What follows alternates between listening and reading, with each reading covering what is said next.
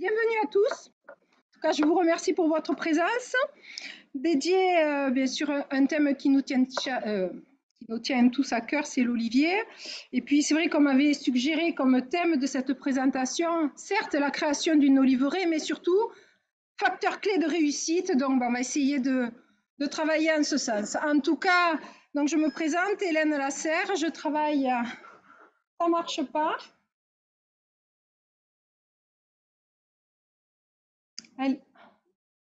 Qui c'est qui a un meilleur doigté que moi? Anaïs, dis à Alexandra de venir. J'ai beau appuyer.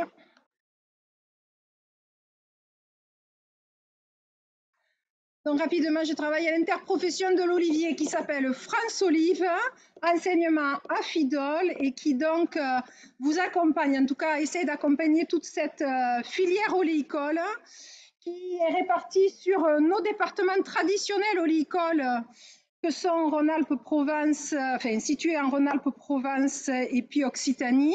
Et puis, si je faisais un sondage de l'Assemblée, peut-être que d'autres seraient issus de ces fameux nouveaux territoires oléicoles que nous sommes en train de découvrir et d'accompagner.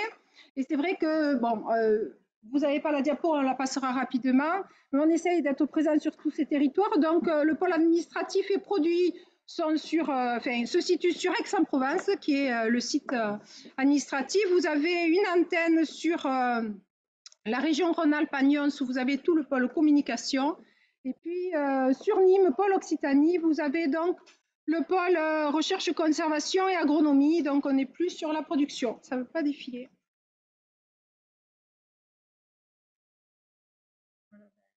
Donc, ça, je vous l'ai dit, c'est déjà fait. Voilà. Je le fais avec ça. Désolée. Bon.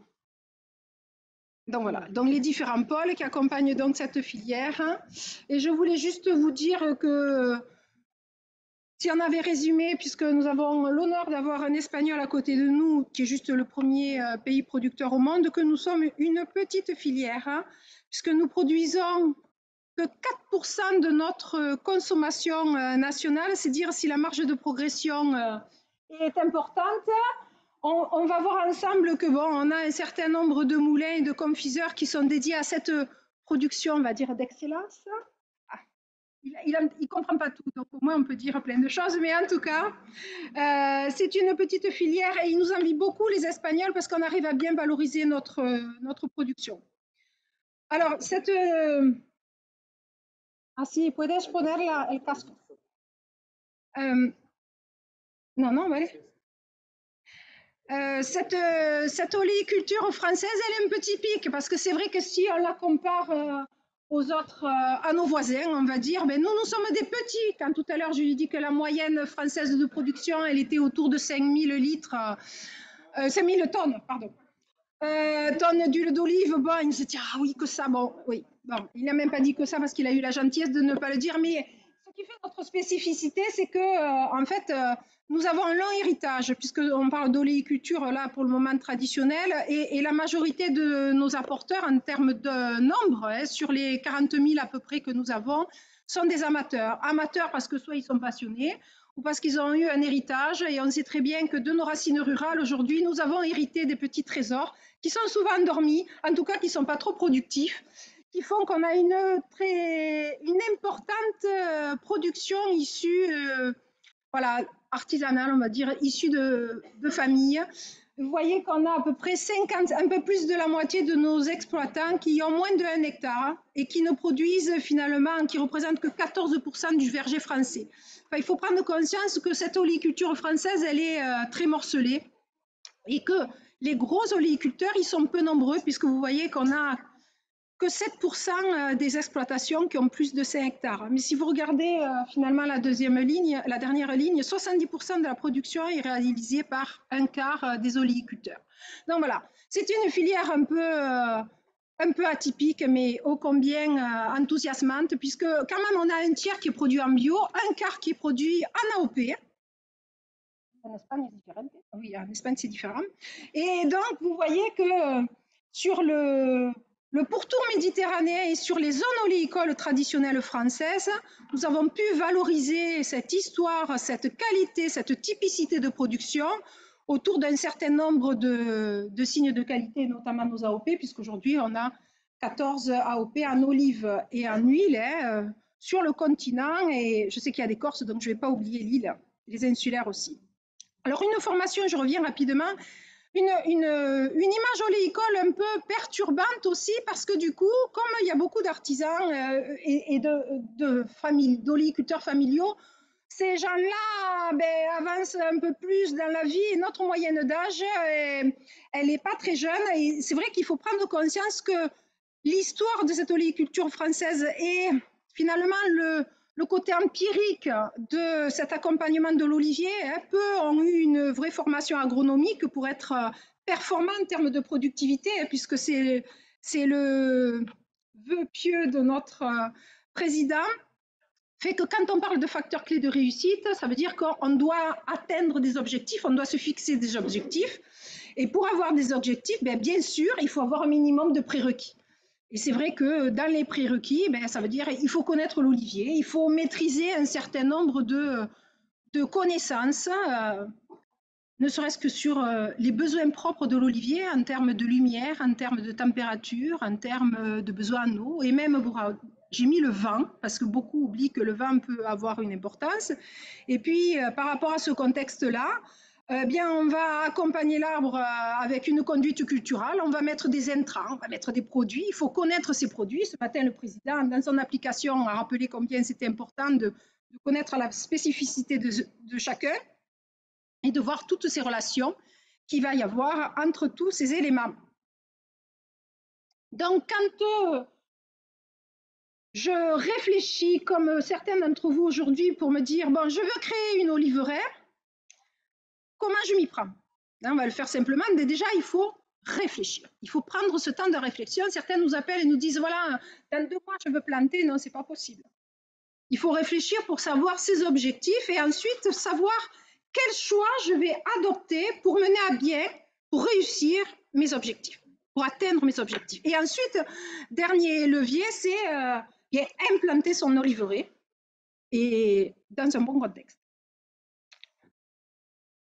Alors, ce temps de la réflexion, c'est allé trop vite, hein, et se poser les bonnes questions, vous voyez, c'est se dire, bon, qu'est-ce que je vais envisager quand je vais planter des oliviers? Certains vont me dire, oh, je vais juste végétaliser les abords de mon exploitation, mais ça, on ne va pas en parler aujourd'hui. On va plutôt se dire, bon, est-ce que je l'envisage plutôt comme une activité complémentaire ou une activité principale? Et c'est vrai que, du coup, par rapport à ce questionnement-là, est-ce que je suis dans un souci de diversification? Et si je demande à certains dans la salle si j'ai quelques viticulteurs et si vous leviez la main, peut-être seriez-vous nombreux à vous dire, bon, sortie de ma monoculture de la vigne, est-ce que je peux m'orienter pour X raisons vers d'autres espèces, vers d'autres productions? Avec cette notion, bien sûr, derrière, on a parlé de productivité, de rentabilité. Pendant longtemps, on s'est contenté de ce que pouvait nous apporter l'olivier. Aujourd'hui, on se dit que, vu les prix de l'huile d'olive et vu le marché, on pourrait penser qu'on pourrait améliorer, en tout cas, notre revenu. Et puis, il y a un dernier élément, on en parlait tout à l'heure, on a bien tous constaté le changement climatique et dans ce contexte de changement climatique, il y a des nouvelles idées, en tout cas des anciennes nouvelles idées. On parle de se dire comment gérer le climat de ma parcelle, même si je suis viticulteur, et tiens, penser à agroforesterie, est-ce que l'olivier aussi n'aurait pas sa place là-dedans? Donc vous voyez que ce sont des premières questions que peut-être vous ne seriez pas posées, en vous disant comment j'envisage la place de l'olivier dans mon exploitation. Et puis après, et là, ça sera peut-être le thème de la deuxième partie, de façon plus concrète, on va parler cycle de l'olivier. Il y a 20 ans, allez, il y a 30 ans, nous n'aurions même pas abordé le sujet puisqu'on vous aurait dit culture traditionnelle, donc cycle long, donc vous allez penser pour vos enfants, vos petits-enfants et tout l'héritage que vous allez laisser. Et puis, depuis 25 ans, est apparu un nouveau concept dans l'oliviculture qui vraiment s'est calé sur l'arboriculture, c'est de se dire, on pourrait penser l'olivier comme un pommier et donc penser fruitière. Et c'est vrai que quand nous parlons avec notre cœur, on n'a pas tendance à parler fruitière. Et l'année dernière, Raoul, lorsqu'on était ensemble, m'a dit, mais tu sais, Hélène, quand on part sur la haie fruitière, il faut vraiment plus du tout penser avec notre cœur, il faut penser à agronomie et conduire comme n'importe quelle autre culture et ne pas passer à l'héritage que l'on pourrait laisser. Donc c'est vrai que dans l'inconscient collectif de nos Provençaux, de nos Languedociens et de nos Corses, et c'était difficile d'envisager autrement l'olivier. Et pourtant, on va voir que d'un point de vue performance, ça peut être intéressant. Et puis, bien sûr, ce matin, on a posé la question. Bon, on peut se poser, on peut réfléchir, se dire, est-ce que je vais faire de l'olivier pour uniquement produire de l'huile d'olive? Est-ce que selon où je suis, je ne pourrais pas le valoriser en confiserie sur des olives de bouche? Et quand vous regardez le prix des olives de table, c'est vrai que ça fait réfléchir. On va en regarder ensemble. Peut-être que même on pourrait faire les deux. On réfléchira encore un peu plus. Donc, c'est vrai que c'est des questions qui peuvent se préciser. Alors, j'ai oublié juste, en parlant trop vite, de vous imager ce qu'on venait de parler. Donc, au centre, vous avez ce verger traditionnel qui a vraiment, j'allais dire, au-delà du complément de revenu, peut avoir une fonction paysagère. Et puis, sur votre gauche, vous avez la haie fruitière. Donc, ces arbres qui ont une densité de plantation qui est au-delà de 1000 arbres par hectare, et donc qui ont, comme des vignes, un verger qui est palissé, et où là, on a comme maître mot comment optimiser les coûts de production et avoir un maximum de revenus, tout en ayant une production de qualité. J'insiste là-dessus. Et puis, sur la dernière photo, où c'est vrai qu'on n'a pas l'habitude de concevoir l'olivier, vous pouvez avoir donc des rangées de vignes au milieu des oliviers, ou je vais dire peut-être différemment, des oliviers au milieu des vignes. Mais en Espagne, on voit bien qu'aujourd'hui, des producteurs de bière ont mis de l'orge au milieu des oliviers. Et puis, un dernier article m'a montré qu'aussi les Espagnols envisagent de faire de l'asperge au milieu des oliviers. Mais bon, ça, c'est plus compliqué avec la verticilliose. En tout cas, on est allé un peu trop vite. Les filles le plus vite. On va y aller par là. Voilà, dans le questionnement que je me pose sur ce verger traditionnel ou ce verger fruitière, j'allais vous dire, si je veux implanter des variétés françaises, si je suis sur un territoire reconnu avec les AOP, et si je veux laisser quelque chose derrière moi, bien sûr qu'il me semble cohérent de partir sur un verger traditionnel. Par contre, si je ne suis pas sur un territoire AOP, par exemple, dans le Bordelais, par exemple, ou sur d'autres territoires, en tout cas, où je suis aussi peut-être viticulteur, en tout cas, je n'ai pas suffisamment de main-d'œuvre, je n'ai pas suffisamment de temps, et je pense optimisation de mes coûts de production, je pense mécanisation. Je ne sais pas s'il y aura un reporter derrière moi, donc je sais que j'ai 20-30 années devant, je me dis que peut-être c'est plus pertinent alors de partir vers la haie fruitière. C'est deux conceptions complètement différentes avec des investissements qui sont aussi différents, et on verra avec Raoul plus tard comment on le réfléchit. Alors c'est sûr que si on est sur ce territoire, tout à l'heure je vous l'ai montré, vous voyez que presque tout notre pourtour méditerranéen est maillé par des signes de qualité, toutes nos AOP, pas encore les Pyrénées-Orientales, mais on l'espère un jour. En tout cas, ça commence de l'Hérault, et vous voyez l'Hérault, le Gard, Nyons, la Provence, la vallée des Baux spécialement, les Hautes-Provence, la région niçoise et la Corse. Donc on a plein de... Voilà, on a des territoires déjà où on a des reconnaissances de qualité qui nous permettent, je ne vais pas m'y faire, voilà, de voir sur quelle orientation je peux réaliser mon oliveraie. Et puis, je vous parlais de type de production. On a parlé donc de la finalité. Est-ce que je pars sur de l'huile ou de l'olive? Et puis, on pourrait se dire, est-ce que je fais du bio ou pas? Est-ce que je fais du raisonné plutôt? Est-ce que j'ai l'eau à disposition? C'était le thème de ce matin. Ou est-ce que je suis en sec? Est-ce que c'est pertinent aujourd'hui de faire de l'oliveraie en sec? Eh bien, je vais vous dire déjà, si vous n'avez pas de personnel, si vous n'avez pas d'eau, si vous êtes viticulteur, faire de l'olive de bouche, c'est compromis. Parce que ça se récolte à la main. Il faut qu'il y ait du calibre. Donc, en règle générale, on voit le contexte climatique aujourd'hui, il faut arroser. Et puis, il faut trouver du personnel. Et puis, il ne faut pas vendanger au même moment, même si cette année, je n'ose pas vous demander quand étaient les vendanges, mais elles sont précoces. Et c'est vrai que du coup, si à l'inverse de ces paramètres-là, ben, si on n'a pas de personnel, éventuellement si on n'a pas d'eau, mais il vaut mieux avoir de l'eau. Si on est viticulteur, c'est vrai que c'est plus facile de partir pour planter des oliviers et faire spécialement de l'huile. Mais l'un n'est pas incompatible avec l'autre. En tout cas, ce que je veux bien vous faire comprendre, que si vous n'avez pas d'eau, vouloir faire de la confiserie, c'est compromis.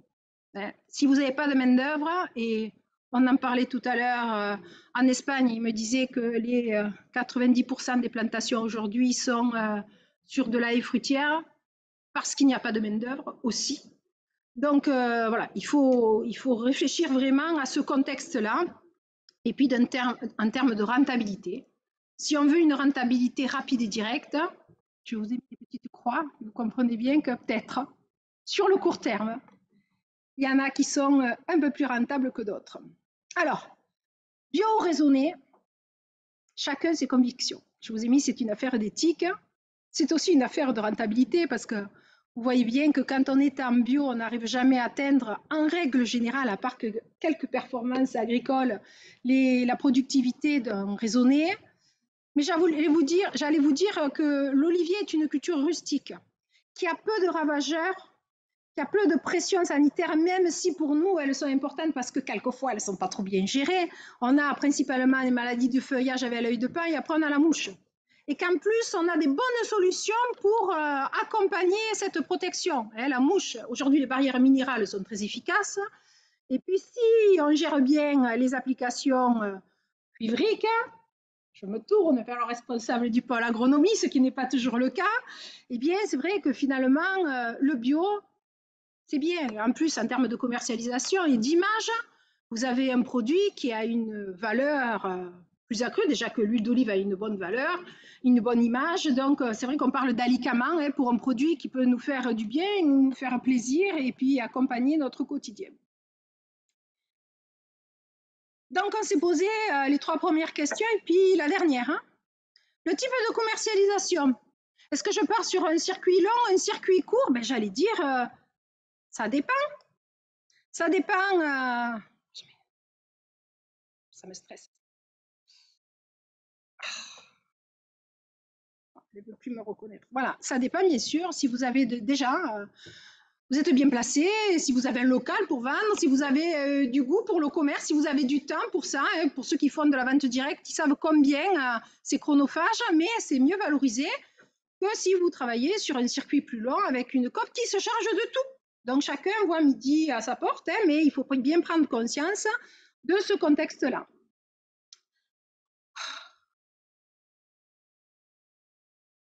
Alors, une fois qu'on s'est posé toutes ces questions, on en vient au choix et à la pertinence des choix. Déjà, vous voyez, choisir la parcelle. Les modes de conduite, on les a évoqués. On va parler des variétés. Si on parle de variétés, on va parler de densité de plantation. Et puis, en finalité, choix des plants.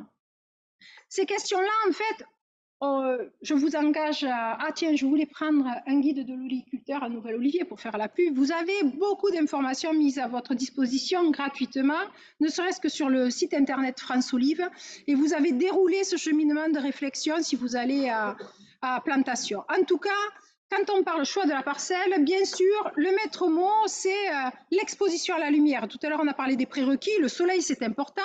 Donc, on va bien sûr choisir une exposition qui soit favorable à la production, qui soit pas trop humide, pas trop gélive et qui soit pas en ombrage pour permettre un optimum de production. Et donc, comme Julien vous l'a dit ce matin, pour ceux qui étaient présents, connaître son sol, pour bien accompagner l'arbre, c'est primordial. Et dans les conseils, quand vous choisissez une parcelle, faites un profil de sol, demandez s'il n'y a pas eu une analyse de sol déjà pour connaître les compétences de votre sol. Concernant les modes de conduite, bien sûr, vous avez compris depuis tout à l'heure que je parle intrinsèquement de l'eau. C'est vrai que c'est un facteur limitant en termes de conduite culturelle et de productivité. Et puis aussi, il faut penser à une bonne organisation du travail et se dire que selon le mode de conduite que j'ai choisi par rapport à ce que je fais comme horticulture, il faut que tout soit bien orchestré. En termes, est-ce que je me suis, ça va marcher? Voilà, en termes de choix variétal, alors je suis française et je vais vous dire, déjà choisissez français. On a la chance en France d'avoir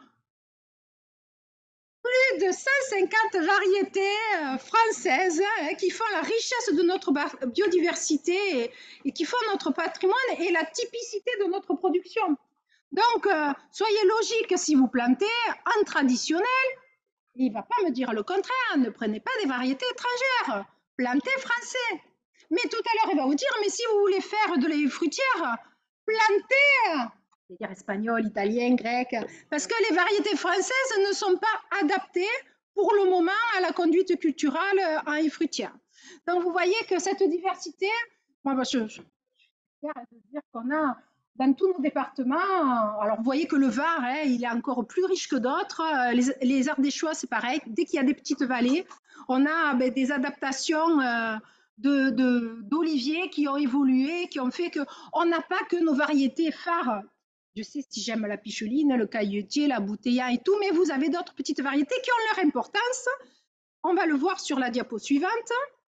Parce que donc, on va les retrouver sur la typicité de nos cahiers des charges des AOP. Hein. Si je suis bien, vous voyez, on va franchir le Rhône et on va aller en Provence. On a la bouteillane, la glando, la verdale des Bouches du Rhône ou la cayenne. Et ça, ce sont des variétés principales. Après, on a des variétés secondaires. Et maintenant, même, on trouve des variétés anciennes.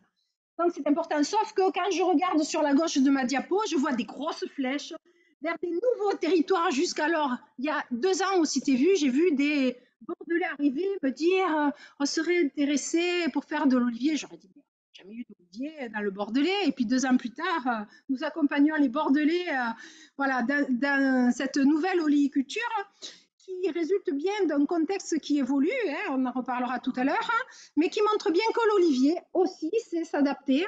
Et Raoul me disait tout à l'heure, et nous, avec la sécheresse en Espagne, c'est un vrai problème parce qu'on se dit que bien sûr, on recherche des nouveaux territoires où l'olivier peut pousser sans facteur limitant eau.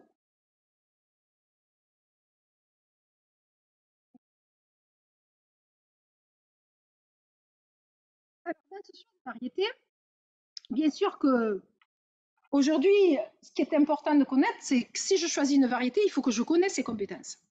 Ces compétences, ben déjà, est-ce que toutes les variétés peuvent faire de l'huile? Oui.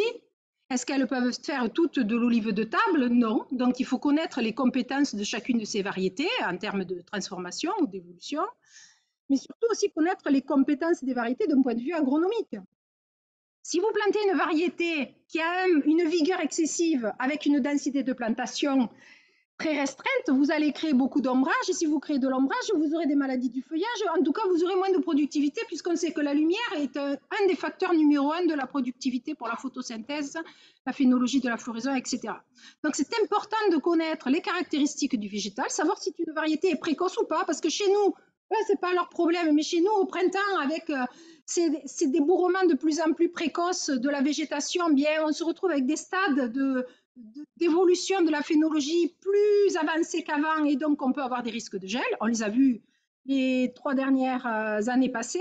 Et puis, on a des contextes où on a des variétés qui sont plus sensibles à certains pathogènes que d'autres. C'est vrai que si on reparle des nouveaux territoires olicoles comme la région du Bordelais, où on n'a pas de point de repère, on se dit, ah, ces régions un peu riches de brouillard et de nuages que nous avons dans notre image du Bordelais, est-ce que c'est propice à la culture, à la culture du champignon, non, à la culture de l'olivier?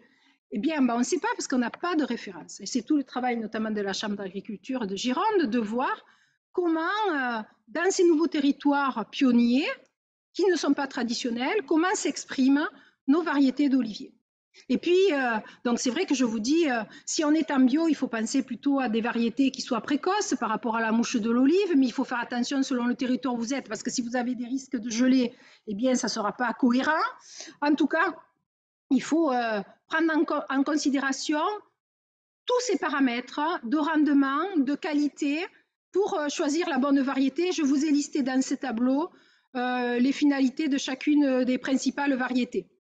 Vous l'avez après sur notre site. Ce qui est important par contre et que beaucoup ont oublié, c'est que et tout le monde est d'accord dans tous les pays pour dire que l'olivier n'est pas une variété auto-fertile comme la vigne qui a besoin de polliniseurs. Et que c'est simple, je vous ai l'avancée de nos travaux pendant 4 ans a permis de voir qu'on n'a que 2 groupes de variétés, le groupe 1 et le groupe 2.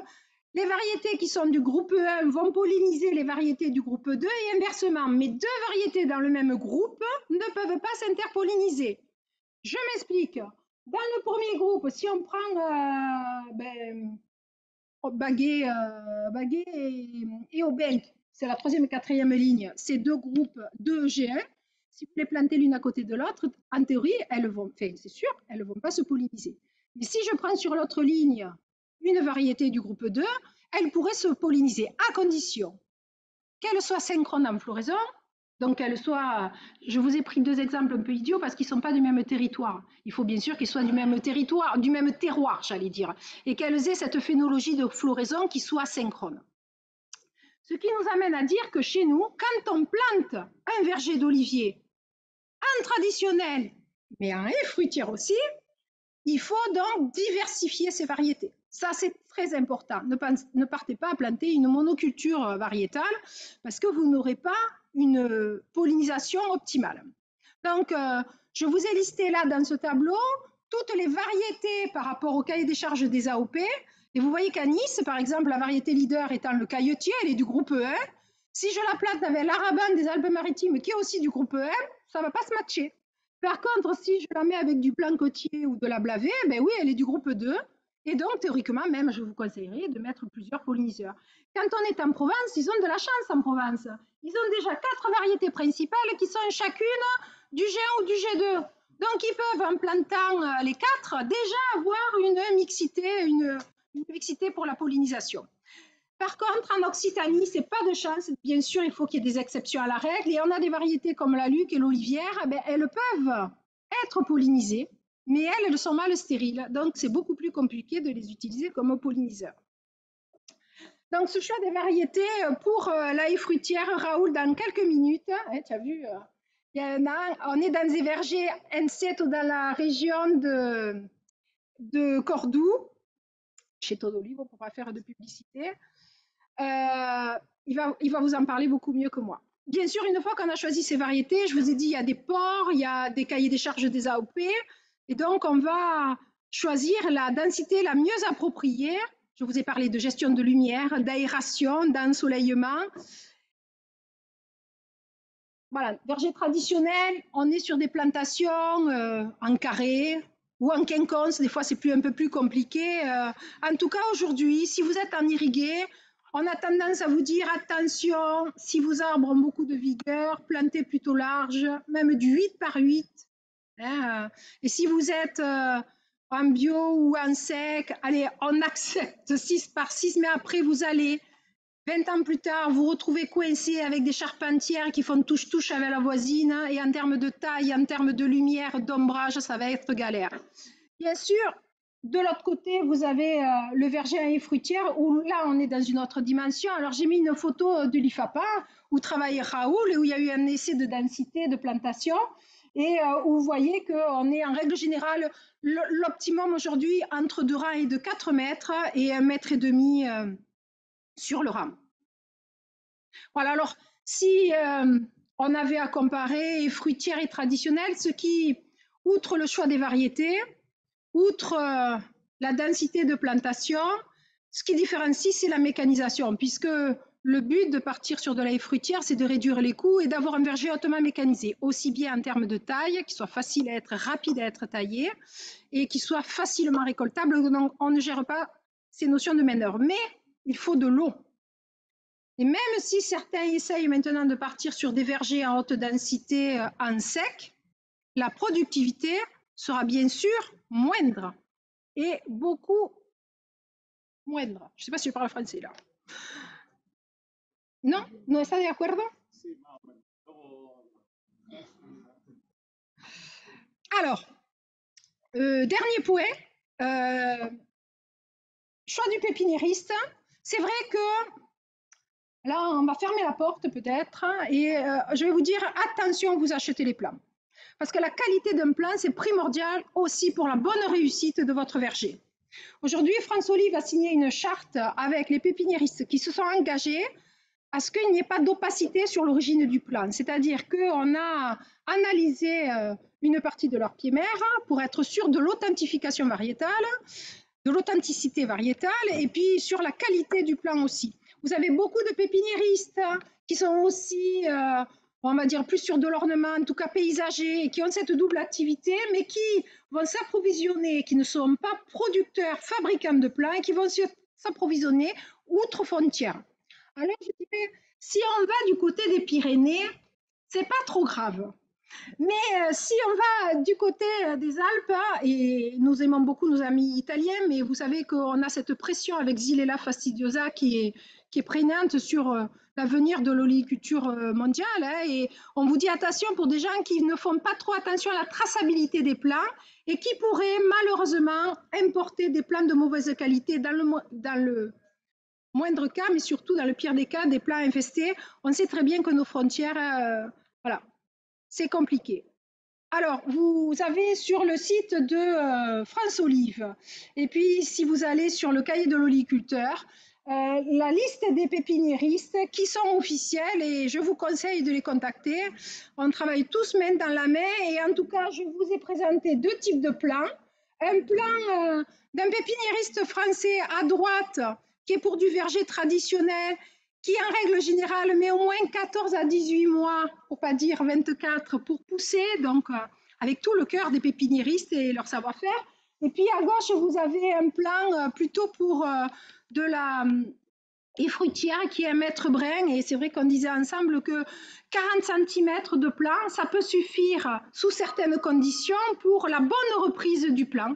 Et en tout cas, voilà, il faut savoir ce qu'on achète et le mieux, c'est toujours de se déplacer, d'aller voir le pépiniériste, d'aller voir l'homogénéité de son travail, de dépoter aussi un plan pour regarder le système racinaire. Tout à l'heure, on parlait attention quand ça chignonne et que les plants ils sont restés un peu trop longtemps dans les godets.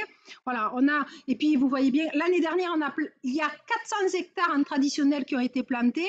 Nos pépiniéristes français, ils sont débordés. Si vous ne réservez pas à l'avance vos plants, vous allez être obligé d'aller chez les Espagnols.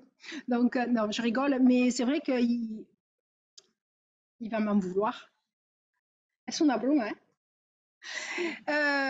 Dernière partie, le chantier de plantation. Alors, c'est vrai qu'avant de planter, il faut aménager sa parcelle. On a parlé de l'irrigation. Voilà, j'arrête de vous dire que ben, si vous avez de l'eau, tant mieux. Si vous êtes à côté du canal de Provence ou de BRL, c'est super.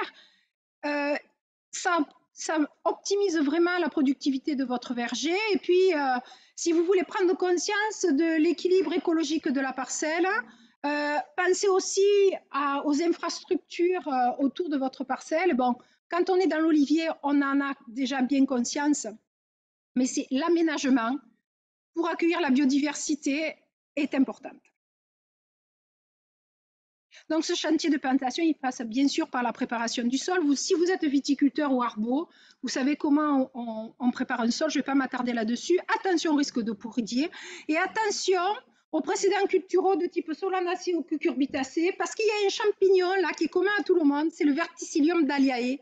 Et en fonction de certains de ces précédents-là, on peut avoir des risques de contamination.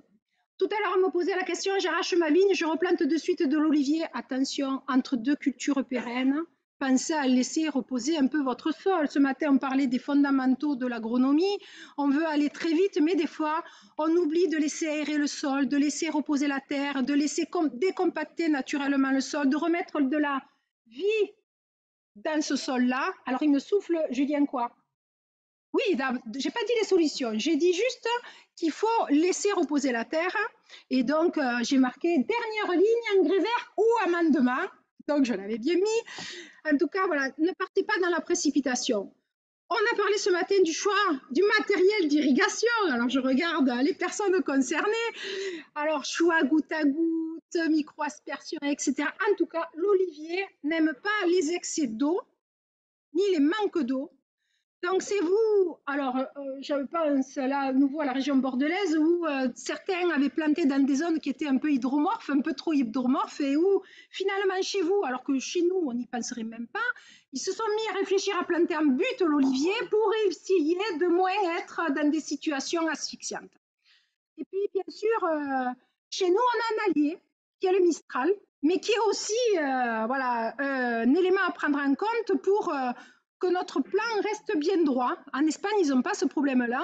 Et c'est vrai que les tuteurs, c'est un coût, mais sont importants. Ah, ça y est, il ne veut plus m'écouter. Voilà, je vous ai mis à droite un tuteur, un gros tuteur, c'est plus de 10 € pièce, mais qui permet, sans brimer le plan, de le guider avec un attachage en 8 qui est important aussi, si vous voulez. C'est pas la vigne, l'olivier. Il ne faut pas l'attacher au scotch et attendre qu'il va pousser. Vous approfondirez le sujet, mais il faut juste le guider, l'accompagner. Quand on est en haie fruitière, un petit bambou suffira parce qu'il va être attaché sur le palissage. Et puis, vous voyez qu'on n'est pas sur les mêmes types de plants parce que là, c'était juste après une plantation. Il est où le producteur? Il doit se reconnaître. Et après, donc, les bambous sont placés. Je vais finir ma diapositive. Si j'ai du retard, c'est pas ma faute. Soins après plantation, bien sûr, on a fait, mais il faut poursuivre l'accompagnement de ce qu'on a mis en place. Et beaucoup, j'en ai vu, moi, dans le Gard, qui plantaient leurs oliviers et puis voilà, ils les laissent tomber et ils oublient qu'ils vont pousser tout seuls. Non. Hein? Donc déjà, si vous voulez que votre olivier pousse, il faut lui donner à boire et à manger. Donc l'alimentation des arbres, elle est primordiale. Ce matin, Julien parlait de l'efficience de la valorisation des engrais en période de sécheresse. Il est clair que si vous mettez des engrais qui ne pleut pas derrière, ben, sans faire genre de florette comme je dis, mais si vous pouvez atteler une tonne à eau des fois pour sauver à des moments cruciaux, au moment où l'olivier en a besoin, mais ça sera un autre débat, voilà, d'accompagner l'arbre. Attention à cette concurrence sur jeunes plantations de l'enherbement. Hein, c'est cohérent d'avoir de l'herbe, mais il faut la maîtriser. Mais quand on a de l'herbe et donc on a de la vie, on peut aussi avoir des ravageurs. Donc, je vous ai cité notamment l'oturenque et la teigne sur les jeunes feuilles hein, qui peuvent créer des petits dégâts. Mais si vous êtes dans un contexte, je n'ose pas trop regarder la Gironde, mais un peu trop humide, peut-être que même, nous on l'a pas parce qu'on a du vent, mais quand on n'a pas de vent, on peut avoir, par temps brumeux, humide, des problèmes d'œil de paon. Et si on laisse son arbre pousser tout seul sans jamais l'accompagner, on a beau vous dire qu'il faut que l'olivier mette en place son architecture, attention néanmoins, il y a des erreurs à ne pas faire, notamment quand on a des problèmes de dichotomie, il faut prendre dès le départ le temps de repartir sur un mètre brin. Voilà, alors réussir la plantation de son verger, ça passe bien sûr par tout ce que je vous ai dit. Il ne faut pas oublier l'essentiel. L'essentiel, c'est de connaître sa parcelle. Ce matin, on l'a dit. Deuxièmement, quels sont les objectifs que je veux définir? Ma parcelle, est-ce qu'elle vaut le coup pour l'olivier ou est-ce qu'il ne faut pas que je l'améliore? Et puis, bien sûr, choisir en âme et conscience les bonnes variétés. Tout cela, vous le retrouvez sur les cahiers de l'oliviculteur, sur le site de France Olive, sur notre revue Le Nouvel Olivier. Je vous remercie. Je laisse la parole à Raoul.